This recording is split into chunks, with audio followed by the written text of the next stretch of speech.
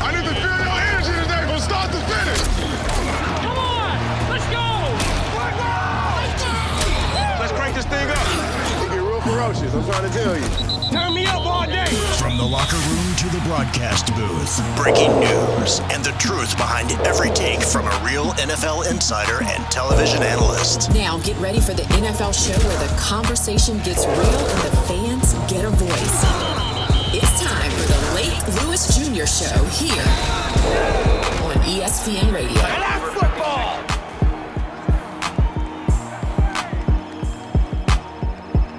Welcome, everyone, to the Lake Lewis Jr. Show. Appreciate you joining me as always. And again, we've got another good one coming up for you today.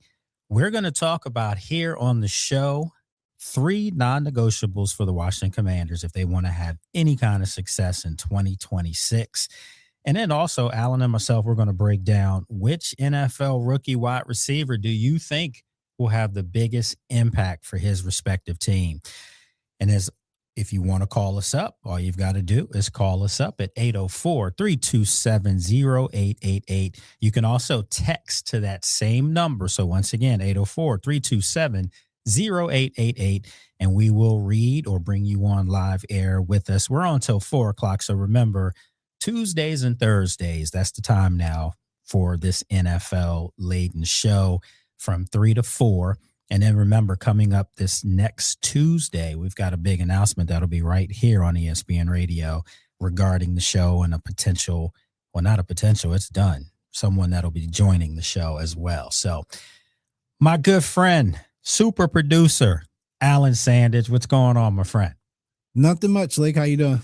Another busy day in the neighborhood, huh? Yeah, pretty much. As we wind down from NBA and rev up for, a lot of NFL conversations coming up. You'll be proud of me because I actually stayed up last night and watched the second game of the Oklahoma City San Antonio series. And I got to tell you, this thing's turning out to be epic. I mean, I know they had a couple injuries yesterday, both teams, but the gameplay is being played at the highest of levels. If this is what you want to see in playoff basketball, and it's kind of reminded me a little bit of the old days when we played. They're being real physical in these playoffs. Yeah, no, for sure. If you're gonna play it the right way, and come postseason, this is when you get the most energy. That's what I call it. Energy is what we're getting. So maybe these guys are making me want to drop the tag that I've labeled on some of the younger kids, some of the younger generation, as soft, as Kobe would say it. I think Eddie Murphy said it in Life. He said soft. I would say some of them are still very soft, but the majority of them, especially in that series, they are not soft. Actually, far from it. Yeah, Castle has really been impressing me. I know he's turning the ball over a lot and all that good stuff, but he's not their point guard. De'Aaron Fox is their point guard, so they've been kind of putting it on him, and I think he's been playing well outside of the turnovers. I mean, he's a monster. So it's more than Victor with San Antonio Spurs. So yeah, let's move on. Let's do what we do here. Let's talk some football, some NFL football. And I, when you look ahead, everyone knows that the Washington Commanders, from a talent standpoint, I think this year's roster on paper clearly looks like the best talent they've had, not just since Adam Peters, Dan Quinn, and Josh Harris have been in the building, but I mean, probably for over a decade or so. You've got to go back to maybe one of the Jay Gruden teams that you might be able to say, had some talent, the one that lost to the Packers in the playoffs in 2015. But I'm saying this team right now looks like they are a playoff caliber roster. Obviously, you got to put it together on the field. But I think that there are 3 non-negotiables, Alan, that I don't care what the scenarios are. I don't care what happens. If these 3 things don't happen, and they have to happen together, if they don't happen, Washington has no shot to make the playoffs, okay? Those 3 non-negotiables are, in my opinion, 1, you got to have a healthy Jaden Daniels. That's obvious, right? Yeah. Okay. So Jaden Daniels, to me, has to play the full season. Can't miss 10 games. He's got to play the full season for this team to have any hope, because when he does play a full season, bingo, what did they do 2 years ago? Conference championship game, NFC championship game. Okay. The second non-negotiable for me is they've got to have a monster season from Terry McLaurin. Does that sound fair to you?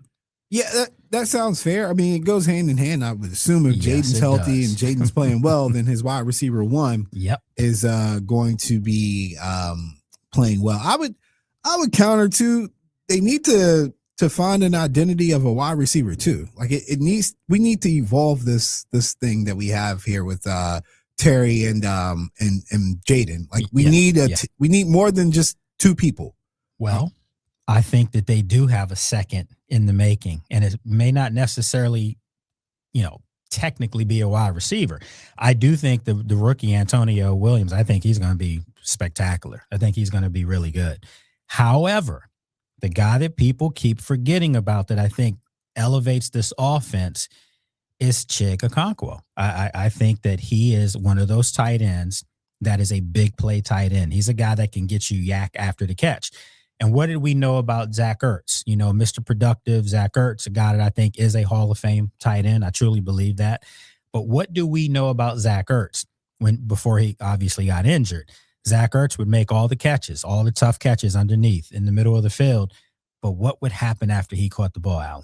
You get 6-yard catch, you get a 6-yard gain. Sometimes it might be 5.5. Right, exactly. Yeah, he's on his Jason Witten there towards the end of his season and stuff like it. Yeah, you haven't gotten the yak. You need yak in today's NFL. I think everybody realizes that now. And so that's why I say with Chig, I think that he could be that second receiving option, although he's a tight end, of course. And he's also a guy that they could spread out wide. He's a big body guy that can catch, can run routes, can do all those things. The knock on him over his brief career back in Tennessee was that maybe he's not the best blocker of all, but how many tight ends are dual tight ends? He didn't have great blocking tight ends last year either, all things considered. Yeah. So, I mean, so John Bates is the mauler. He's the blocker for Washington. So that's what they need him for. They don't need Chig Okonkwo to be, out there mauling people all the time. That's not what he was brought in here for. He was brought in to catch passes from Jaden and keep the chains moving. Well, it's funny. Oftentimes we talk about like refurbished projects in football. We always think defense. But I honestly would love to see them unlock Treylon Burks. I think he's got a very high ceiling still. Yeah. Even at the age of 26, and people pretty much have written him off. But and it's not just that highlight catch he did last year, but like he's a really good athlete. He was a first round draft pick, man. And he's still got first round draft talent. I don't know why it didn't all come together. Well, I do. I can tell you. I can give you two words. Didn't he get sick at 1.2 or something like that? He did. But it wasn't any of the above. I'll give you 2 words why he wasn't unlocked. Tennessee Titans. Yeah. I mean, no offense to Tennessee, but we're not talking about the Kevin Dyson and those guys, Tennessee Titans, the Steve McNair Titans. No, we're talking about, in recent memory, the Titans have been a train wreck. They really have. Yeah. And made a gaffe in getting rid of their coach, Vrabel. We're not going to talk about what happened since, but he did take a team to the Super Bowl. So, but now they're trying to change some things, and they may come up in our next subject, when we talk about something else a little bit later in today's show. But those 2 are non-negotiables, obviously, and we have one more. So the first 2, Jaden Daniels has to be upright, has to play a full season, and we know he'll play well if he does play a full season. So that's one. Second is Terry McLaurin has to have a Terry McLaurin-type season, a monster season. And as you said, great point. If Jaden is upright, plays a full season, then more than likely Terry McLaurin's going to have a special season because they go hand in hand as quarterback and wide receiver number 1, okay? The third thing that is a non-negotiable, and I don't care who does it, but they have to have a pass rush.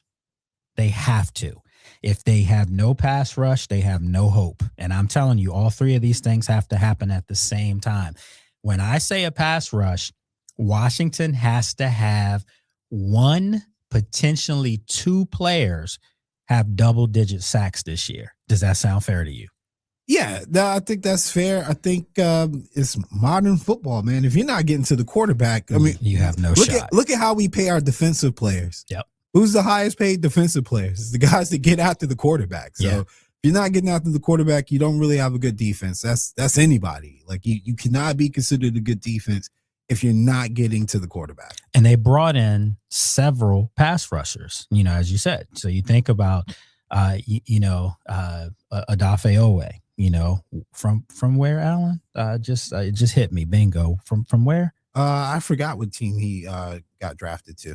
Oh, no. He was with the Ravens, but where'd he go to college? Oh, I don't know. He went to Penn State. Oh no, I don't remember that. Yeah. So he's a first rounder. I'm messing with you, man. No, right.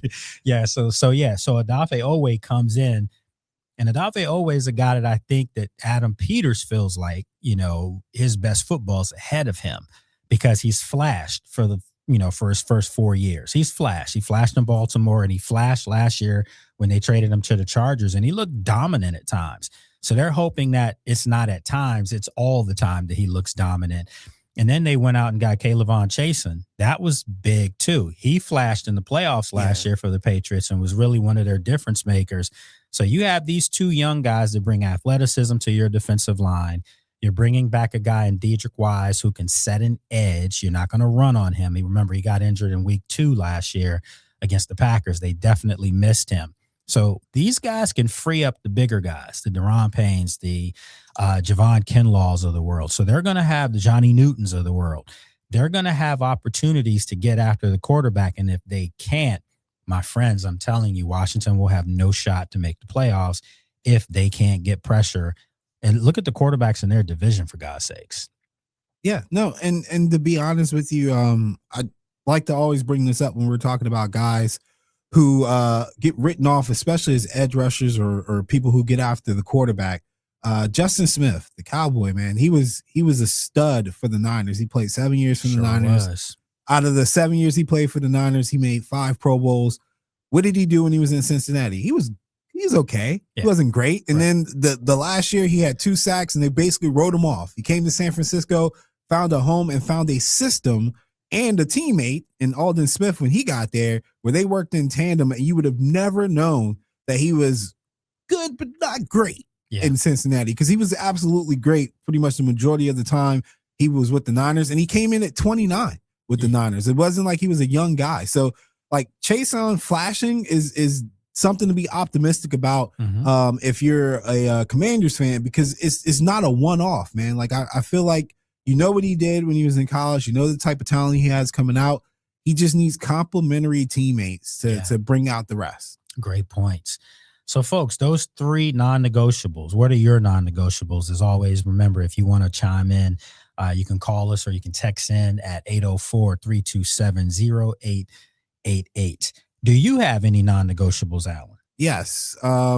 We don't punt on 4th and 1. I'm joking. They didn't do that 2 years ago. Now, the first thing is obviously protecting Jaden Daniels, but I would add a spin to that. I would say protecting him from himself. Jaden's good point. Jaden's competitive nature is sometimes ill-timed.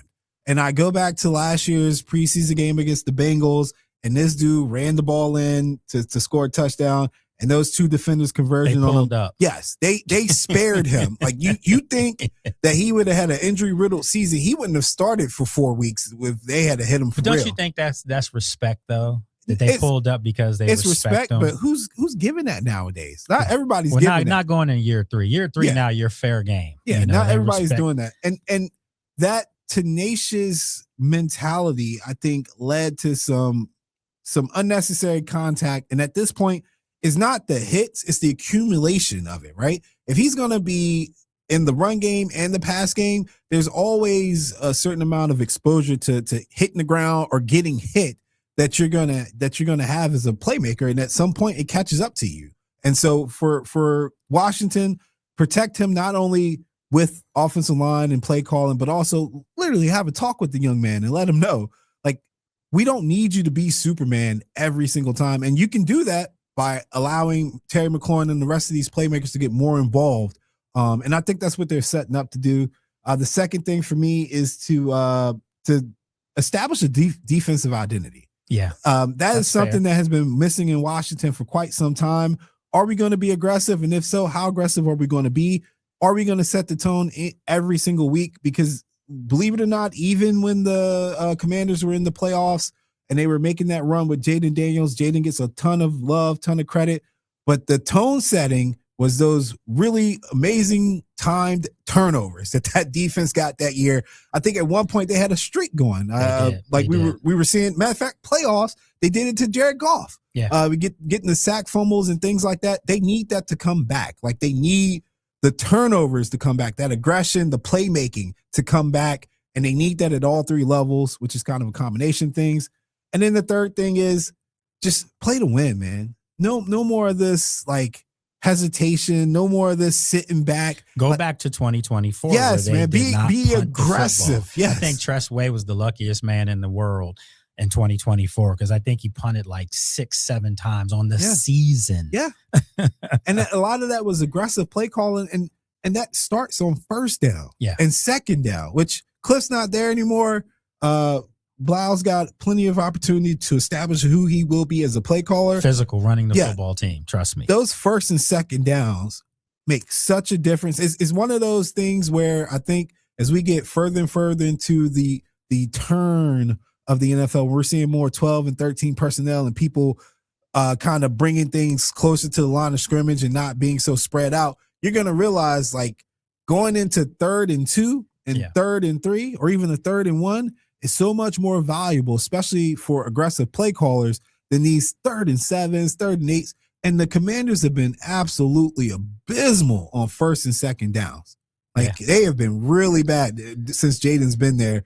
And they've been lucky because they got an amazing playmaker and they make amazing plays on third down. Get away from that, get more consistent. Yeah, you need reality, and the reality was it kicked in last year. All that luck and magic, the Hail Mary against the Bears and the comebacks and, trailing the Eagles big and coming back in that game. I know Jalen Hurts got hurt in that game, but still they won the game. They did what they were supposed to do. Jaden had 5 touchdown passes. So we got a texter saying he was hoping AP would sign 2 defensive ends that could get after the quarterback. One is rarely enough. And then he's glad he got faster at linebacker, but still thinks the secondary needs a free safety and a bigger cornerback. Okay, so let me answer that, before we go to break here. So was the texter saying that they haven't gone out and gotten 2? No, he was saying that they needed to get 2. Yes, and that having 1 is rarely enough. And they got 3. He seems okay with the defensive ends. What he's questioning is the free safety and whether or not they've got the size at cornerback. So I will answer that part. As far as the secondary is concerned, Marcus is back talking about the Diggs brothers. Okay, yeah, we'll take him on too. Yeah. Ask him to hold on because we'll go to break after I answer the first question, and we'll bring him back in as far as his question. But the first question, as far as Washington secondary, everyone keeps talking about the secondary needs more. They need another corner. I'm just going to say this. When you don't have a pass rush and you don't have linebackers that can run sideline to sideline, you're going to get exposed on the back end. I don't care who's back there. You could have Deion Sanders and Woodson and Palomalu back there and Darrell Green. They're going to get exposed if they're asked to cover the most gifted athletes on an NFL field for 3 to 4 seconds. It's just not going to happen. So I think Washington having a potential pass rush this year, having linebackers, by the way, that can run sideline to sideline now, Leo Chanel, and then also, a young guy like a Jordan McGee, Frankie Louvu, and then, of course, Sonny Styles. They should be able to track some guys down. And I think that helps the corners. That helps Trey Amos, who was playing really good football before he got injured last year. That helps Mikey Sanders still, who can now roam around back there and kind of eat like he did when he was at Michigan, where he was a guy that was tracking a football. That's what he can do. And then don't underestimate Nick Cross being brought in from Indianapolis. That's a big free agent signing. I like Nick Cross and Will Harris quite a bit as my starting safety tandem. Yeah, I think that's why they passed up on your boy, guy. Of course. Yeah. I think they are happy about what they have in the room. And Caleb Downs is who he was talking about. Yeah, folks. Caleb Downs. they are happy about what they have in the room, and that to me was a vote of confidence to not bring in Downs. And before Harris got hurt, I thought he was playing fine. And I think Cross is a thumper, right? He can hit. Man, he's a guy that can come in and he can play in the box as well. I thought last year's safety room complemented one another. Yeah, Not but it that wasn't I don't utilized think they properly. didn't get. Yeah, I was gonna say I don't think they got properly utilized to show that they were complimentary. Right. But I know at least in training camp and the practices we were at before the season started, I felt like they were complimentary assets, and I think they kept that same attitude. Like it's not necessarily always about acquiring as many playmakers as you can. You still don't want people occupying the same space. Exactly. Or at least you don't want two hyper aggressive people. You would like to have one aggressive guy and one guy that's actually looking at everything and able to cover center field. Yeah. And I think that's what the Commanders have. Yeah. I mean, I think that their secondary is going to be just fine if, again, one of these non-negotiables happens, and that's a pass rush. So they have to have that. So, folks, right now you're listening to the Lake Lewis Jr. Show presented by the Cabell Childress Group, local business right here in Richmond, doing some great things. If you're looking for a house, if you're like Alan trying to get a big mansion, look, you can check these guys out. And they do for everything, all size homes. And then, of course, Nikki's homemade salsa. My mouth's still burning because I had the hot flavor the other night, Alan, and that might be a little too hot for you, boy. Told you stay away from it. Yeah, but it's incredible, incredible salsa. So make sure you check out, Nikki's homemade salsa. And then, of course, you see the shirt that I have on, Life Be Lifing, another proud sponsor of the show. Appreciate those gentlemen up in the DC area for doing some great stuff as well. Great clothing line. Check them out. Great purpose. So I've got the Life Be Lifing shirt on. I'm going to get Alan one of those real soon as well. So look, we're going to take a break. And when we come back, we'll move on and talk about which NFL rookie wide receiver will have the biggest impact on his team. I'm interested to hear what Alan has to say about that. So hang tight. We'll be back.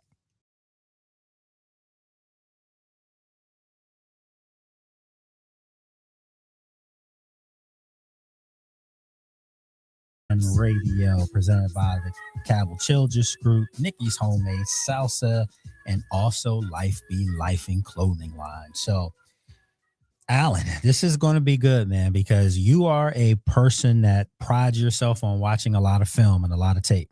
Am I correct on that? Yes, but if we're going to be talking about wide receivers, I have to kind of bring myself down here. I am really bad. Yeah, because you're all about the big man. Actually, I'm not. I'm all about the shifty, twitchy guys. And I'll be honest with you. I'll give you an example. I was a big Jerry Jeudy guy. That lets you know about my evals on wide receivers. Okay. And by the way, before we move on, it's cold in here, man. Yeah, I got to put my jacket on. I got today. the AC fixed. It's been gotten hot. It's freezing in here. I would rather be cold in the 90s degrees that we've had over the last couple of days. You see all kinds of stuff if you're watching this right now. You had to put the jacket on, man. This is good. Yeah, it still fits too, by the way, from a couple years ago combine. So yeah, but yeah, I enjoy wide receiver though, because as you know, as I've openly stated, it is my least favorite position to work with, because their attitudes are always very me. But you gotta have them, you really do, and then if you get a good one, you got a game changer. Well, there's a couple this year. Remember, this was considered one of the deepest wide receiver classes in a long time. And I want to write this down today. I want to make sure on Thursday, May 22nd, I am literally verbatim quoting Alan on who he feels like might have the biggest impact. I'm ready, man. Of all the receivers. It's not going to surprise anybody. I was hype on him. I already know who it is. He plays for Cleveland, doesn't he? I knew it. KC Concepcion. I knew it. And he going to have all the passes. He's going to have all the opportunities to do it, right? I just saw a video of Jerry Jeudy earlier today, and get him out of there, man. All right, so let's do this. Let's break this down. Let's break down this rookie wide receiver class. The other day for the NFLPA, they had their photo shoot and everything, and a lot of talk was going around because Carnell Tate's considered to be 6'2". I stood next to Carnell Tate when we were in Pittsburgh when I interviewed him, and he, I'm like 6.5. He was probably 6'1.5", maybe. Well, with cleats, I guess you can give him 6'2". They crack me up when they do that, man. Like, spoiler alert, people, they lie to us a lot about how big people are. And some people, they actually underestimate how big they are. Typically, the offensive linemen are the ones that you're like, dude, they are huge. But the receivers and running backs, even the quarterbacks, they lost. So they still got Russell Wilson is like 6'1" or 6'2". 100%. Him and Kyler Murray like the same height. That he's that tall. And Kyler Murray being the height that he's expected to be or stated to be is probably 2-3 inches shorter as well. So yeah. Kyler Murray's 5'9". Yeah, don't believe any of that. Best. Don't believe any of that nonsense. Yeah. I'm gonna Google what they say about Kyler Murray and see what height they have him listed at. So they got him at 5'10". That's actually impressive. Thought it would be shorter. There's no way that's not happening. Shoes on or off? See, the NBA does it right. They make you take your shoes off. Okay. All right. So let's do this. Let's break down these wide receivers, because I do truly in my heart believe that it's a lot of guys that are going to make a difference for their programs, for their teams. And I think that the question's going to be who has the potential to stand out more and why. And I do agree with you. I do think Concepcion has an opportunity because Cleveland is lacking in that department at wide receiver. I mean, they got your guy Jerry Jeudy there, but right, exactly. So let's do this and let's talk about the top guys that were drafted, first. So obviously Carnell Tate, from Ohio State was drafted first. As far as the first receiver, let me rephrase that. For someone calls in and says, you got that wrong.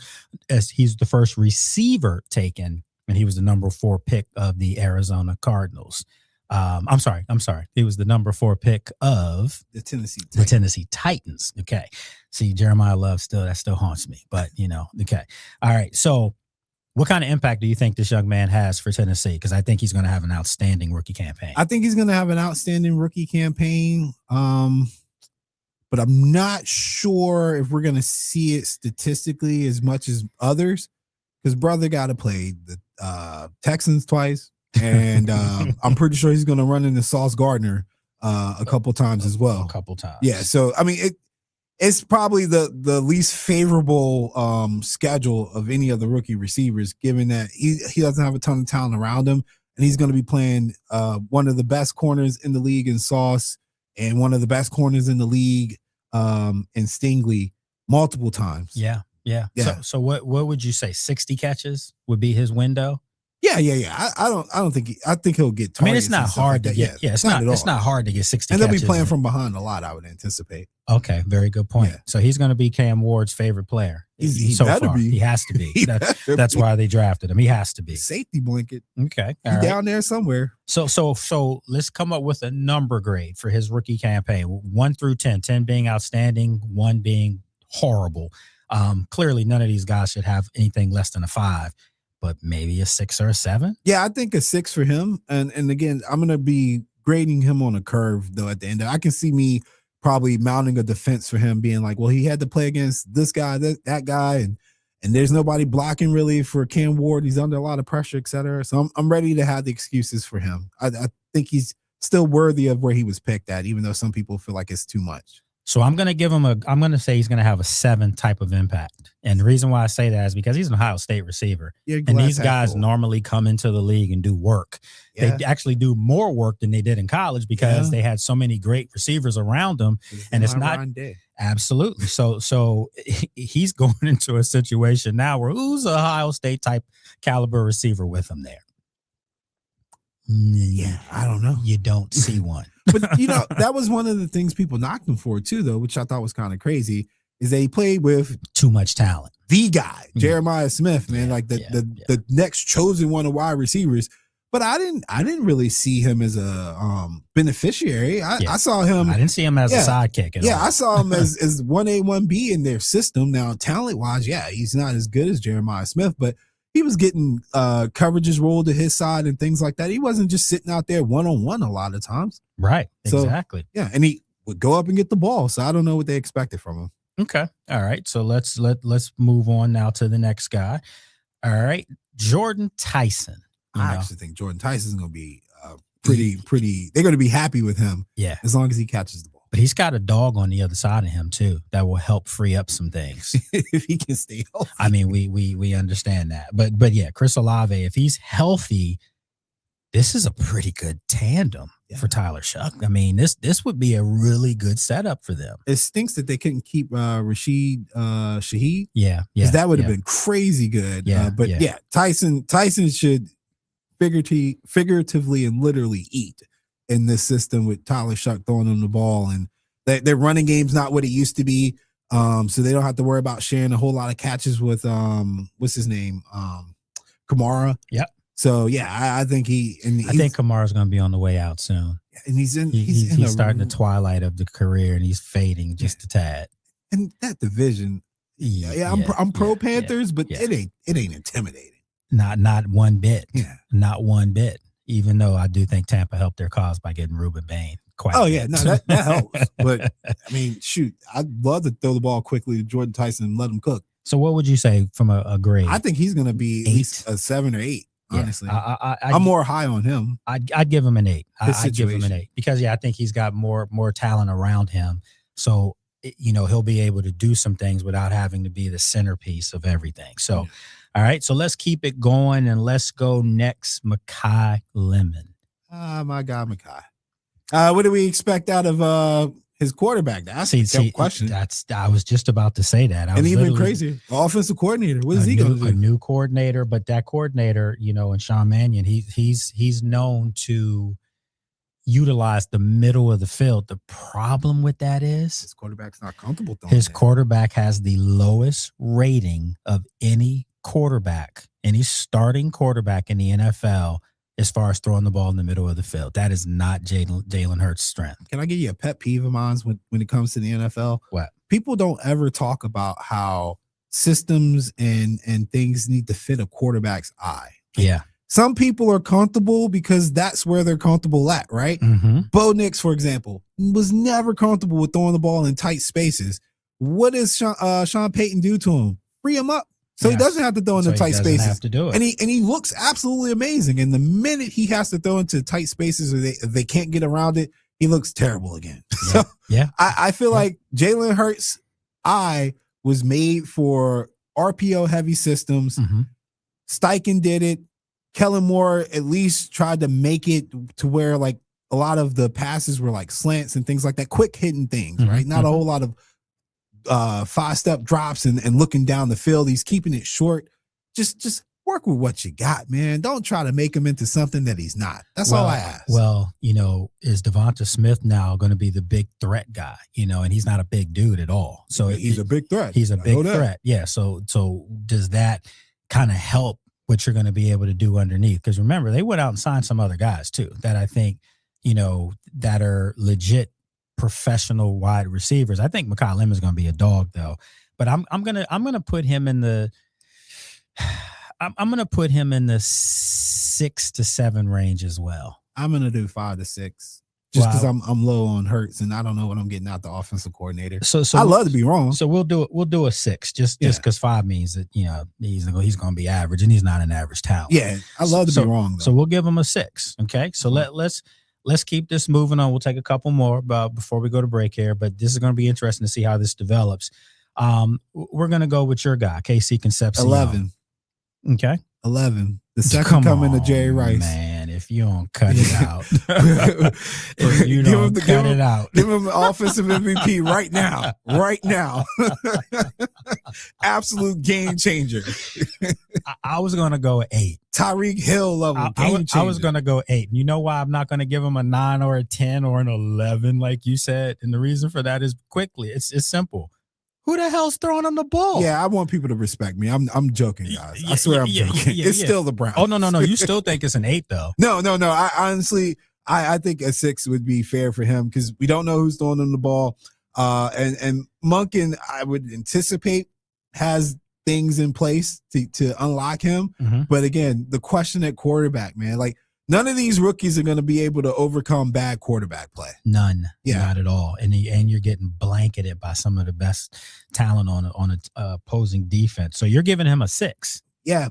I'm giving him a 6. I'm trying to be optimistic. Okay. I can't say 11 if people are going to be looking at me sideways. So right now we have KC Concepcion 6, Makai Lemon 6. All right, you know what? Wait. I forgot. He's playing the Bengals, the Steelers, and the Ravens multiple times. Yeah, bump him up to a 7. I mean, Steelers do have Joey Porter Jr. Don't Grabby? do that. Don't do that. Grabby? Don't do that. I know you a Penn State guy, but Grabby? You talking about Grabby? I'm supposed to be worried about him? All right, so Mr. 15? So you're going to give him a 7. Spot foul. That's what I call him. Hey, man, look, if you're not grabbing, you're not trying. Yeah. And if you're grabbing, you're getting caught if you're Joey Porter Jr. It also means if you're grabbing, you're getting burnt. So, all right. So we're gonna bump up Casey Concepcion to a 7. All right. So let's take 3 more on before we take a break here. So let's do this. Let's go right up the road in Washington. Antonio Williams from Clemson. I like him quite a bit. I really do. I like him quite a bit. I just don't know where they're going to slot him at. I know where he should be. Yeah, he's literally slotted. Yeah, he should be. He's going to be in the slot. Is Jaden?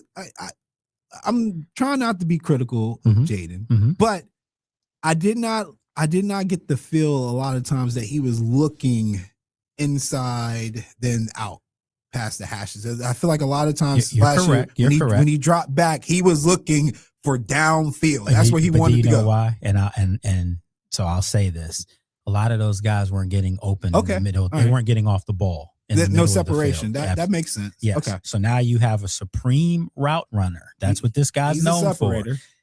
He will make life easier. And oh, by the way, he's got a separator for a tight end that we talked about a little bit earlier. Yeah. So those 2 guys on both sides of the hashes working underneath could really open up this offense for Terry and for Burks and for McCaffrey, for whoever you want to call, can open it up. So is Terry the last rookie receiver to really hit the scene and like wild people in Washington? I'm gonna have to say yes to that. Yeah, I'm gonna have to say yes to that for sure.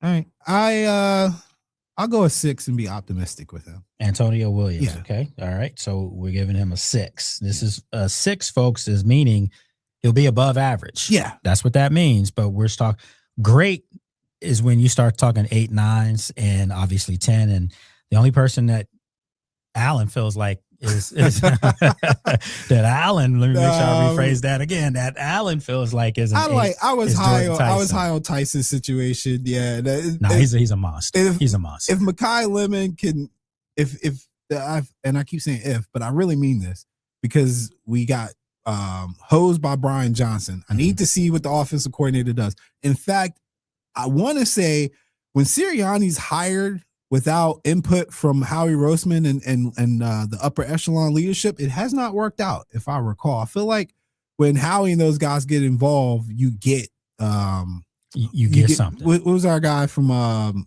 blanking on his name right now? Kellen Moore. You get Kellen Moore when they get involved. Yes. But when Sirianni's allowed to do his own thing, you get Brian Johnson. No. So Brian Johnson's up the road. Because you're gonna be seeing him in the building, so be careful. I'm not disrespecting. I'm just he did not use Jalen Hurts right, and that offense was awful. And I have to go back and look, but I want to say Steichen and them were not his personal hires either. I think ownership they weren't, but Steichen and those involved. guys, they did the RPO thing, which helped Jalen Hurts clearly. It's not the black mark that people keep trying to make it out to be. You kind of want to do that with some of these quarterbacks. 100%. All right, so let's at you, Mendoza. Let's do these last 2, and then we'll take a break. So I do want to touch on Jeremy Bernard, because Jeremy Bernard to me is one of these physical specimens. Makes the tough, uncontested. Contested catches, but the uncontested ones go right through his hand. He make everything easy look hard. Yeah. So everything hard look easy. I'm to me, he's a 5. He's a 3. No, but Aaron Rodgers is not putting up with that, man. Come on now, let's be honest. You dropped Aaron Rodgers has laid out Devontae Adams in them. But the thing is, Bernard's not going to be expected. They have Pittman and Metcalf. It only takes one time for you to get thrown the ball by Aaron Rodgers, and you drop that bad boy. You get the glare. Imagine a 3rd and 3. And he throws a quick out to Bernard, and Bernard drops it when he's wide open. He'll never get another pass. See, this is the problem. This is the flaw in your rating system here. There's no way in hell that Antonio Williams is going to be a 6 and Jeremy Bernard's going to be a 5. I'm not. In a normal world, no. But Aaron Rodgers is going to kill this boy's confidence. So what I'm going to do he's a bad idea to help your cause. I'm going to move everybody up 1 except for Bernard. That's fine, but so that means Tyson's a 9, Tate's an 8, Concepcion is a 7, okay. Lemon is a 7, and Antonio Williams is a 7, and Bernard, we're going to keep him at 5. And I feel better with I have that. nothing against Bernard.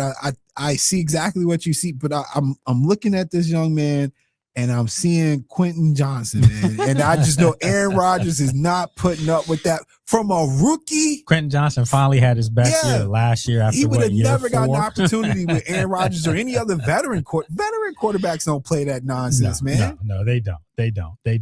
So listen, there's one more player in this group that I do feel like is worthy to be mentioned in there. And I just something about his game that I think that he might catch some people off guard. I have a feeling that Brendan Thompson from Mississippi State might be a player. He might be a player. You have to look at, the proof in the pudding as far as who he had around him, and you can't name any of them. So I think that he's one of those guys, if he walks into, a legit situation with pros around him, he might be a good player. So I'm going to have him as a 6, okay? All right, so I will see your Brendan Thompson question how 5'9", 164 pounds got into the league, and then raise you. Hey man, Zachariah Branch. I like Zachariah Branch quite a bit from Georgia. Yes, from Georgia, and he's in Atlanta. Playing in Atlanta with arguably one of the more underrated wide receiver ones in Drake London, and a quarterback that's going to sling it even if you're triple covered. He got into some trouble recently. It wasn't anything major. Every Georgia player gets the same trouble. Yeah. But the only thing I have concern about that is he's staying home. Yeah, well, so sometimes the crew rolls with you. You want to keep Georgia out of the state of Georgia and away from behind the wheel is what we're finding out. You know what they say. Nolan Smith always take something Nolan Smith from came back, but it never comes out of you. So he worked for Philly, went home for the weekend, and he in the news again too, man. Yeah, man.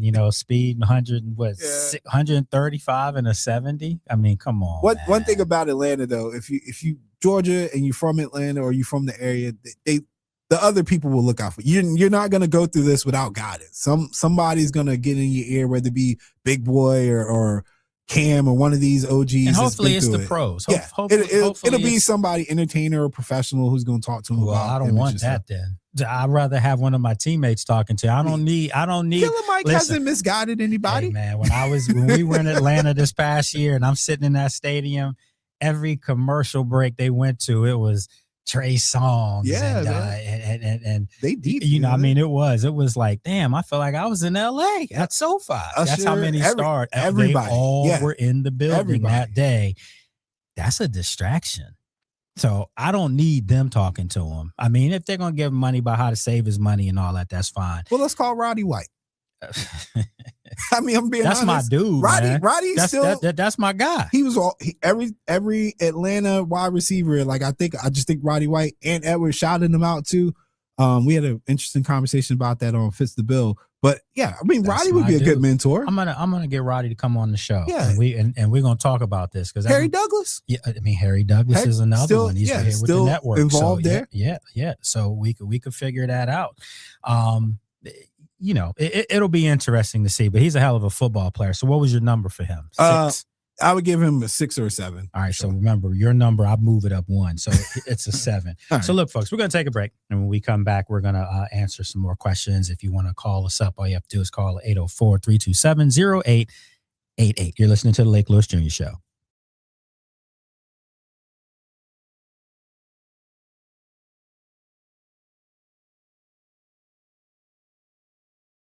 This will be our final segment here. And I just asked Meta a question before we went out. I was just trying to figure out some stuff as far as who's throwing the best in the middle of the field. And can I take a guess? Yeah, go ahead. All right, give me the conference, AFC or NFC? NFC. NFC, best in the middle of the field. Running through my Rolodex here. It's probably Sam Darnold. Or no, actually, Matthew Stafford. Keep going. It's not them? Wow. Oh, man. Well, I'm stumped. All right. So, it better not be Brock Purdy. I know he's good deep passes, but no. All right. So what we'll do is I'll make this easy for you. Okay. Give me 3 quarterbacks overall who you think could fit fit the bill. There you go. That's a paying some love to my dude Jack Fitzpatrick, who you can hear here in the mornings. Okay? All right. Because I need to see the teams. All right. One of them's going to surprise the hell out of you. I thought Matthew Stafford. I thought Sam Darnold. Dak Prescott. Matt Stafford's up there. Yes, for the NFC. But there's three quarterbacks who excel. I stayed in the NFC. Right. I mean, just across the league, period. And one of them is definitely going to surprise you. Lamar has gotten better at it. He has gotten better. Would Lamar make the list? No. All right. Well, then I'm stumped. Top three. Believe it or not. Yeah, I can't wait to Joe Burrow, that makes a big of course. But yeah, that makes sense. Patrick Mahomes. That's just shouldn't surprise you either, because there's Deke and Dunk. That's what they've done. He went like 3 weeks without throwing a touchdown pass. Do you know who number 3 is? I do not. So I have to preface this by, just forewarning our listeners. If you're driving right now, please make sure you have both hands on the steering wheel right now. Seriously, no joke. Alan, please make sure you're sitting down right now in the booth over there. Number 3 is CJ Stroud. All right, so that does not actually surprise me. Whoa, come on. No, it doesn't, because I think about the targets of Nico Collins in them. It's typically across the middle of the field, whether it be deep or short. However, Dink and Dunk, Mahomes. Are we? How wide is this middle of the field? Because Kelsey doesn't operate. A lot of their passes are outside the hashes, coming back in. They're like digs and things like that. They're not really middle of the field. Think of all the catches you've seen from the running backs in Kansas City or their receivers. I mean, it is what it is, man. I mean, don't like that at all. I know I'm not taking away from him. That's you hating at an all-time clip right now. And you know what? When you think about it with Stroud, he has 2 tight ends, or he had 2 tight ends. I can pull up his next gen stats, and them targets be outside the numbers, bro. A lot of them targets be outside the numbers. Hey, that's what was produced for me. That's why I'm calling shenanigans. Yeah. So. Look, it is what it is. A lot of outside numbers. That's just the way it goes. That's the way the cookie crumbles. The middle of the field can't be the entire boundary. You sounds like you're hating today. I have a reason. I have 2 reasons to hate Patrick Mahomes. Actually, I mean, like I'm learning something as we go along here. I have a lot of trauma. You really, truly dislike Patrick Mahomes? No, I have a lot of trauma with Patrick Mahomes. Why? Because as a Niner fan, it's like, the one time we didn't get to the Super Bowl is the one time he didn't get to the Super Bowl, and the Rams won. So now it's like you're insulting me. You're just intentionally targeting my team. It wasn't Patrick Mahomes. It was more or less, as far as that Super Bowl game. I'm sorry. When Tampa beat Patrick Mahomes, I thought to myself, San Francisco easily would have done the same thing. Yeah, we would have beat them that year. They would have done the same thing. We would have beat them the year that the Bengals ended up getting there. But nah, but he plays his best ball when he sees them Niners, man. He's second in a half, different conference, man. It doesn't matter. It just was it Patrick that beat you guys, or was it bad play call? It was kicking Kyle. You're right. Okay, thank you. Because I was just about to say, because it wasn't like Patrick lit you guys up. I mean, you guys were destroying them. Frankly, his second half comebacks have been immaculate, man. And then the Eagles felt that one time at least. Yeah, he's quite the adjuster when he gets that halftime. So sounds like sour grapes to me. Yeah, I gotta hate somebody, man. I mean, come on, man. Hate is a strong word. Remember, we say on this show we don't like to use the word hate.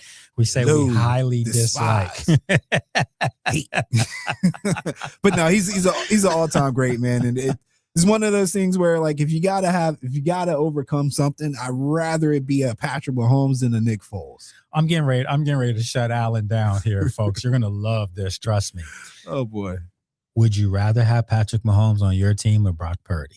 Oh, I mean, I would rather have Brock Purdy. Oh, I was just saying that just to throw you off. No, of course you want Mahomes. I literally was about to hit the band button. No way. Yeah, I'm not that crazy. Yeah. And if he was in the Niner red, you guys would have won 2 Super Bowls. We would be best minimum. We would be best friends, and I would send him all the ketchup he wants to put on his steak. I just have never seen someone hate on someone that really has no bearing on your season. Except for when you because if he had a bearing on your season, it would be you're in the Super Bowl, and I think most NFL fans out there would sign up for their team getting to the Super Bowl. but if they didn't know the outcome, they still would sign up for it. But think about the things that as a Niner fan you have to fight against. It's the Cowboy fans constantly talking, which you guys understand that too. That's but every team also the Cowboys. stigma of knowing that you've been to so many Super Bowls since your last Super Bowl win and you haven't won one. It's not just Mahomes. It's Flacco. I had experienced that too. Like it stinks. I'm gonna go a little further. And the window because closing. Seattle has come up. Yeah, Seattle came up. They're the new Rams darling. came up. The Rams are still going to be there vying for it. And that was the NFC Championship game last year. Two teams in your division. If the Cardinals find a way to win the Super Bowl for the Niners, man, I'm done. Well, one thing I can rest assured and tell you, that ain't happening. Yeah, we thought that was Seattle when Pete Carroll and them left, and they turned that bad boy around. Yeah, but they have some history, and they have a Super Bowl from before. The Cardinals have never even. Well, I mean, they got there, and then they lost to Pittsburgh. Yeah, they should have won that game. That was a heartbreaker, too. Yeah, they should have won that. Santonio Holmes with the great catch in the back of the end zone. Crazy catch. Subdued Kurt Warner and company. And I felt bad because I was a big Larry Fitzgerald fan, and I wanted him to finally get one after all those years of, just toiling and on bad teams. And then he gets there and they couldn't pull it off. Yeah, no, Larry's one of those guys that you would, even if he was against you actively rooted for him if it, towards the end of his career. Class act, man. Yeah, to get something. Class act. Yeah, I don't hate on Larry, but Patty, nah, man. I just, what they say, you always hate on greatness. Yeah, for sure. I'm not wasting my time hating on backups. I don't hate on anybody. That's just me. I'm my biggest critic, my own worst critic. So for me, I don't hate on anybody. I will say on this show, I am part fan, part analyst. When we're at the games and stuff, I'm completely analyst. I have no animosity towards Patrick Mahomes. All right. So most hated player in the NFL for you would most hated player in the NFL for me is Patrick Mahomes. So most disliked player in the NFL. Most disliked player in the NFL for me is it goes back and forth because it's based on what people love. Mm-hmm. But Baker Mayfield's up there for me. Okay. What about NBA? NBA, all of them except for Wemby. You don't like Wemby? I said I hate all of them except for Wemby. Except for Wemby. Yeah. All right, man. Well, Wemby looked mortal yesterday. So he rest too. Got to come back. All right. So appreciate you guys for joining us today. It's been real. Remember, we'll be back here Thursday, same time, same place, right here on ESPN Radio. Have a good evening, folks.